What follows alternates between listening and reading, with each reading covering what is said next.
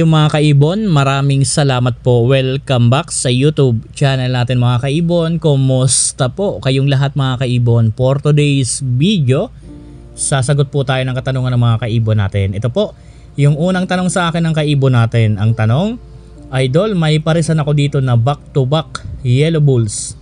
Ba't kaya laging walang laman ang egg nila? Sure hen naman at cock sila. Di kaya dahil magkapatid sila? Sana masagot. Salamat po. Mga kaibon, disclaimer lang po. Ang isi-share ko dito ay base lamang po ito sa kaalaman ko at karanasan ko po sa pag-aalaga ng mga ibon.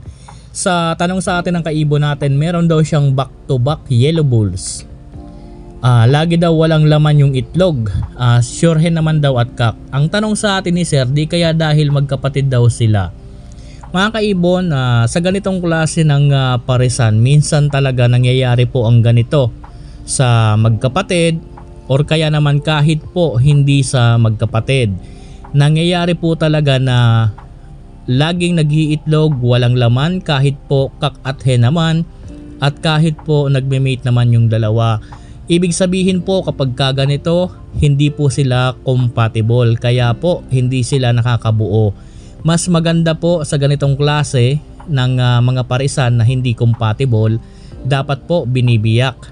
So kapag po biniyak nyo po yan, doon po natin yan malalaman na yung kapares niya na una, hindi talaga sila compatible dahil hindi sila nakaka-fertile ng itlog. Tapos nang biniyak po natin, saka po sila naka-fertile ng mga itlog. So ito lang po ang magiging tanging paraan na pwede natin gawin sa kanila sa mga ganitong klase ng parisan na hindi po nakaka-fertile ng mga itlog. Magkapatid man po yan or hindi. So ang dapat lang natin gawin kapag hindi nakaka-fertile ng itlog is biyakin. Dahil po hindi po sila compatible. So mas madalas ang ganito sa mga parisan na magkapatid. Talagang hindi po minsan talaga compatible na pagparisin po sila. Kaya po laging infertile yung mga itlog. So yan po ang dapat lang gawin. Biyakin lang po ang parisan. So yan po yung unang tanong sa atin. Pangalawa, Lods, tanong ulit. Meron akong parisan may itlog na kaso may sira na yung cage nila. Pag kaya pinalitan ko ng cage, lilimlim pa kaya? Salamat po ulit. So sa ganitong klase po ng gagawin natin, medyo mahirap po ito mga kaibon. Alam nyo ba na napaka-territorial ng mga alaga natin?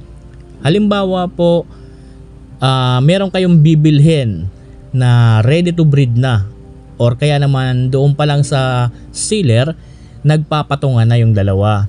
Ngayon, binili natin. Kapag po binili natin yan, nandyan na po sa ibunan natin, hindi po yan agad-agad magme-mate.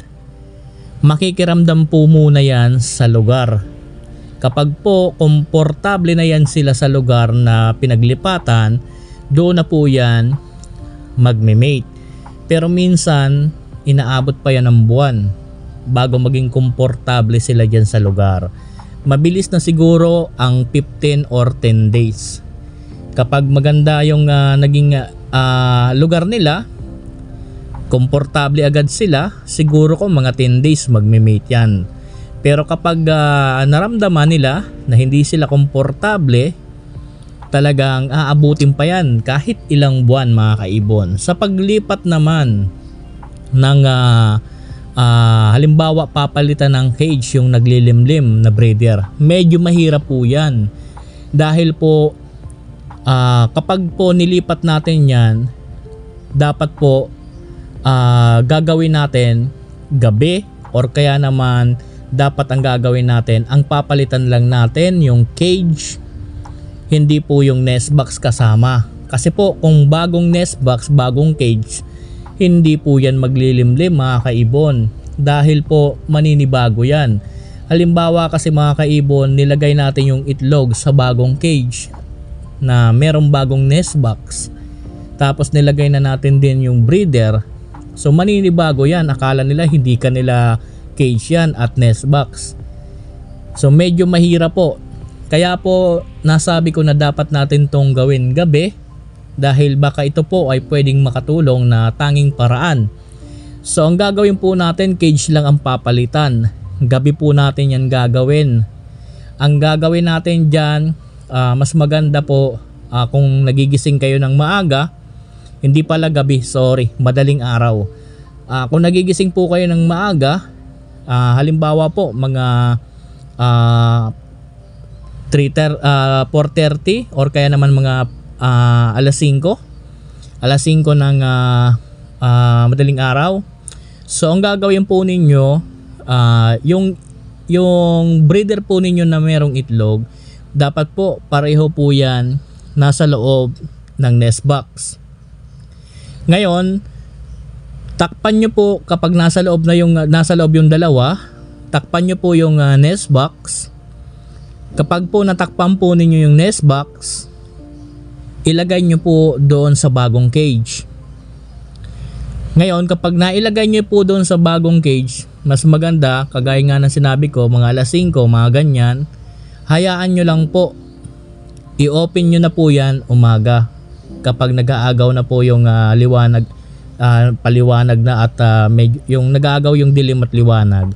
So doon nyo po yan i-open mga kaibon. Hindi po natin kasi ito pwedeng gawin na halimbawa umaga yung maliwanag na, kasi talagang tatandaan po yan ng breeder natin kung saan yung pinakang cage nila. Ang purpose natin ito, kaya natin to ginagawa na ganitong oras, kumbaga lilituhin lang natin yung alaga natin kung malilito. Kagaya nga ng sinabi ko, medyo mahirap po ang ganitong klase. Kaya mas maganda kung kaya pa naman i-repair yung cage ng alaga po natin, subukan na natin i-repair kung kaya pa naman. Kapag po wala na pong itlog, wala nang inakay, doon natin ilipat dahil baka po masayang. So kung meron naman pwedeng lagyan ng itlog na ipaposter, so pwede siguro na gawin na lang natin to ng mas kumbaga swerte. Kung maglimlim, salamat. Kung hindi, di pa poster. Ganun na lang siguro.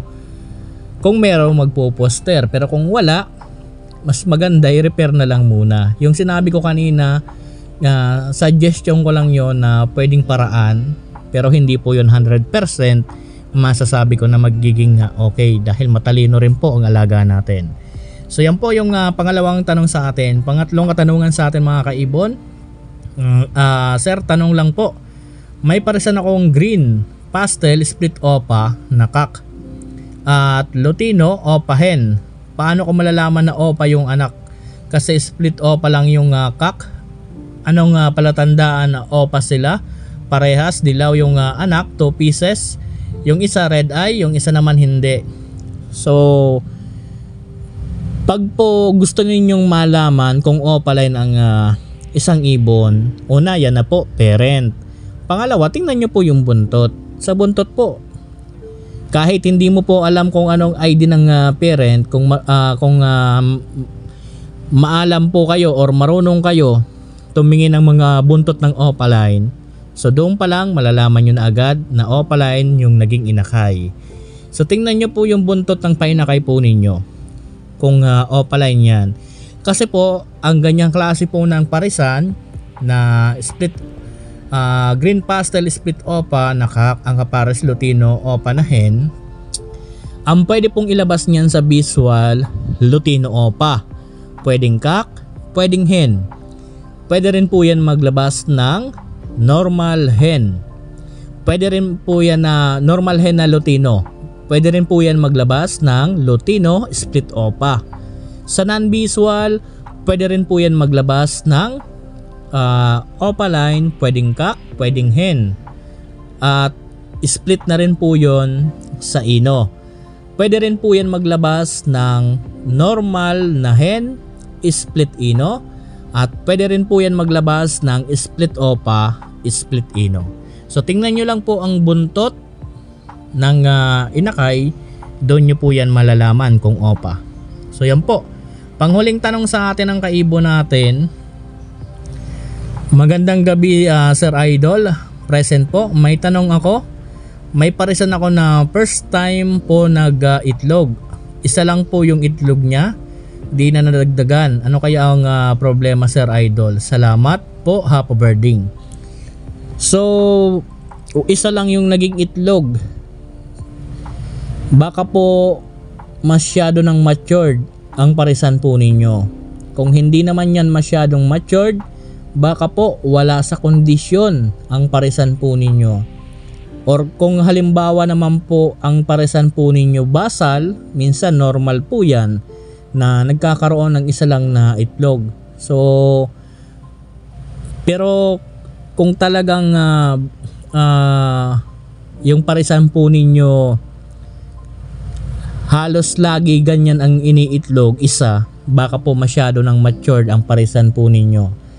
Tapos mapapansin niyo baka po sobrang liit niyan. Kapag sobrang liit niyan, yan na po, baka sobrang matured na ng parisan po ninyo. Ang dapat mong gawin mga kaibon, i-condition nyo po ang breeder po ninyo, porgahin nyo po. Tapos kapag naporga, araw-araw bigay kayo ng vitamins, and then magbigay din kayo ng gulay. So ganyan po ang gawin yung routine habang po na hindi pa nangingitlog, at kapag nangitlog ganyan pa rin po ang gagawin ninyo. Bigay vitamins sa araw-araw, magbigay ng gulay. So yan lang po ang dapat nyong gawin. So mga kaibon, meron pa pala tayo ditong panghuling katanungan sa atin. So ito yung panghuling tanong sa atin. Sir, tanong po, pag gusto magpalabas ng dilute kahit isa lang na parisan ang may dugong dilute, ay posible na makapagpalabas? Pwede din bang makapagpalabas kahit split lang? So mga kaibon, ang mode of inheritance ng dilute, autosomal recessive. Pag sinabing autosomal recessive, kinakailangan makapagpalabas tayo ng visual. Dapat po parehong breeder natin merong dugong dilute. So hindi po makakapagpalabas ng visual dilute kung ang parisan natin ay ang merong dugong dilute ay isa lamang. So hindi po yan makakapagpalabas ng visual dilute. Tanging ang magiging ID lang po ng inakay niyan, lahat po yan possible split dilute.